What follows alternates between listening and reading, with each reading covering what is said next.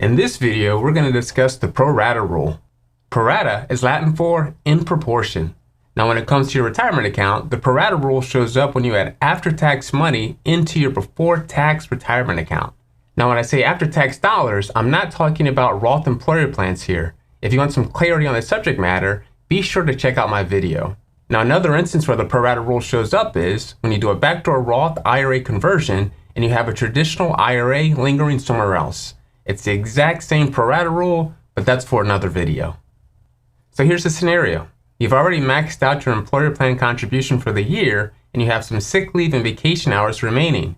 You decide to cash them out, and after you've paid taxes on the cash out, you have $10,000 in cold hard cash. You know yourself well and you want to avoid spending it, so a bank account is a no-go. You don't have an investment account outside of your employer plan, so that's a no-go too.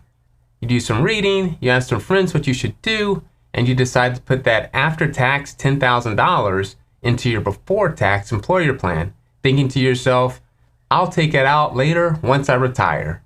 So you fill out the form to deposit $10,000 after-tax money into your employer retirement account with a balance of $200,000, making the total balance $210,000. So a few months later, you call or log into your account to only take out that $10,000 of after-tax money because you don't want to pay any taxes on the rest. Now, when you request a $10,000 distribution, you're surprised because the system is telling you that $476.19 will be tax-free and the other $9,523.81 will be taxable. And you're thinking, what the heck is going on? That is the pro-rata rule in action. So this is what's happening. If you divide the after-tax portion of the account, that $10,000, by the total balance of the account, $210,000, the ratio, or the portion of after-tax money to before-tax money, is 4.76% of the account value. When you request that $10,000 payment, the IRS requires you to take out the taxable portion also. They don't want you to have any tax advantage. When you made the decision to add before-tax money to your employer plan, the IRS didn't require you to pay taxes on the money going in or the growth. The IRS doesn't want you to have the ability to only take out the tax-free portion and leave them empty-handed. So whenever you take out tax-free money for yourself, you're also required to take out taxable money for them. Now, the good news is that the portion that is taxable can be transferred over or rolled over to an IRA. The after-tax portion is also eligible to be rolled over to a Roth IRA if you didn't want to spend it. If you wanted to get the full $10,000 portion out of the account, the whole account would have to be moved. $10,000 to you and the remaining $200,000 to a traditional IRA. Now, you're probably wondering, what if you only wanted to take a portion of the $10,000, say $2,000?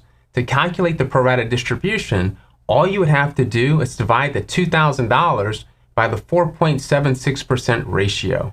That would give you a total balance of $42,016.81.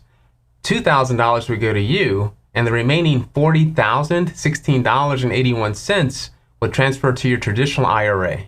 So as you can see, understanding the implications of adding after-tax money into your pre-tax employer plan is important. If you plan on accessing the after-tax money you put in and have no interest in rolling your entire plan over to an IRA, perhaps opening a separate account for the after-tax portion is a better idea. Now, this would be the main issue that I run across. Sometimes people are attached to their employer plan and have no desire to move it and want to stay put. So what if you've already accumulated after-tax money in your pre-tax employer plan? Remember, all is not lost. You may have an option to roll the taxable portion over to a traditional IRA and the after-tax portion to a Roth IRA. As always, consult your tax professional for advice. Now, if you're currently contributing after-tax dollars to your pre-tax employer plan, you may want to sit down with an advisor and have a conversation.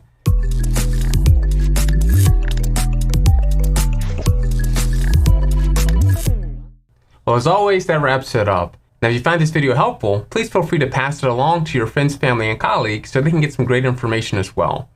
Take care and thanks for watching.